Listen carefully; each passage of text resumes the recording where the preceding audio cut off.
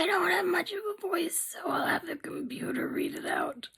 I wonder if they understand how long those comments about killing themselves, if they were me, echoed about within my memory, like when friends told me how unfair it is for me to be disabled and want to live alone in the country. So many clearly articulating their belief that any blessing I enjoy, a conversation, a keyboard, a dog, my home, must be undeserved until I get over myself and hold down a job. I would if I could. This life is not glamorous. Disability and the mortgage are $100 apart.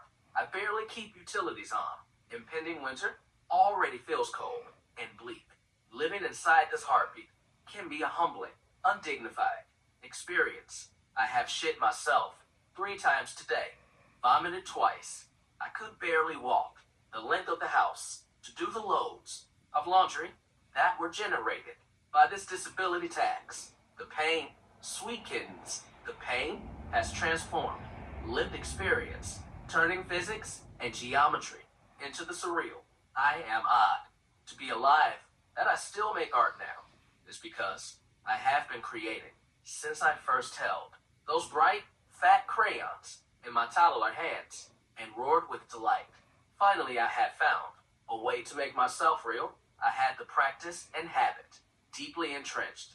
Before this last disabling, I had proved myself to myself, making perseverance so much easier. Over the years, poetry flowed around all other impediments. I have been prolific while in school, when married, around jobs, while running a business. There's always a price to be paid for the hours spent in bliss. I am fine with that, truthfully.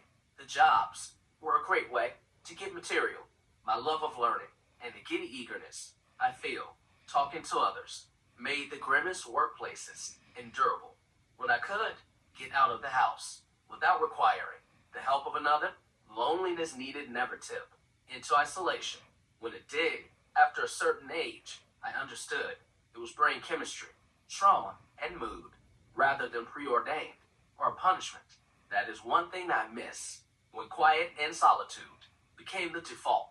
The ability to just pull myself out of my own navel, listening to people in a restaurant or seeing a movie just disappeared. How lucky I am to live in a time when these screens can still connect me. As a solitary, a hermit for art, I get to stay grounded. In gratitude, disability robs me of reliability, mobility, strength, focus, and marketable skills. But it did not stop this glorious flow. In letter and line, no one is harmed by typos in this poem. I can doodle while drooling, stuck in bed, unable to lift my head. Dream can envelop me, even if I don't put words on paper. There are 1,000 joys in this small life of mine that no one else would ever notice or care about if they did, which is fine, because I do so adore, snatching ecstasy from suffering's grasp. I have had people whose histories filled me with sorrow, and yet I would never have told them that I would kill myself to be them, how that would cheapen their resilience and courage. There were times I quietly doubted I could manage what they did, but that didn't mean I thought their life was worthless. It meant I felt inadequate. How could I imagine their inner world and its power? Why would I tell them to give up and leave when I know they have built peace and bliss around whatever mortal horrors their body has survived? I give thanks for this pain. If the alternative was such cruel fragility, it took all I had to bring myself here, to this moment, when the echoes of those insults have no power over me, even though they keep repeating as though they would. So many heavy applications of compassion had to fill up my lungs over and over until I could create this patina of grace that eases me into the next breath. Thank you, Northeast Growing Company, for the artistic lubricant, and thank you for your time. Please like, subscribe, and share. You're awesome, and I'm grateful.